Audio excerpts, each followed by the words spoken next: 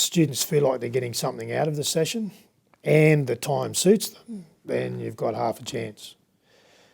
If students, for whatever reason, and it's really easy to find a reason where the time doesn't suit them, don't turn up, then they won't. That's okay. Should we worry about that? No. And the main reason we shouldn't worry about it is because the question we need to follow up is how many students are accessing the recordings. And at least then you've got a bit better sense about how many students are really turning up to class.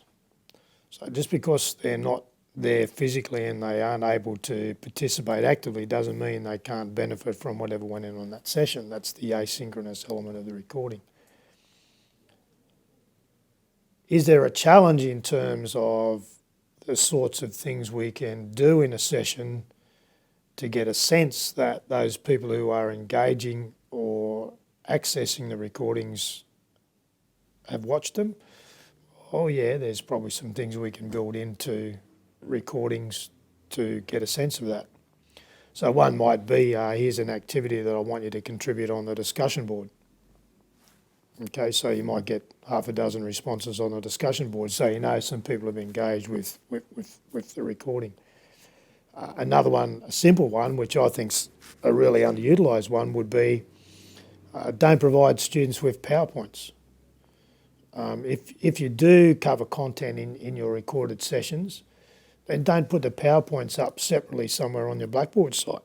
Say to students, if you want the PowerPoints, then you need to watch the recording because they can download them from the recording. I'm assuming here the recording's done in Collaborate, but it may also be something you can do in MediaSite, but certainly you can in Collaborate.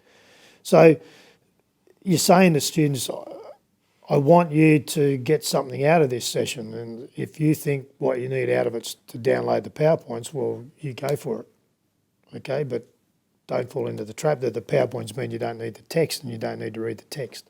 So it's more about what you do in those sessions that'll encourage students to come along and feel like they get something out of it.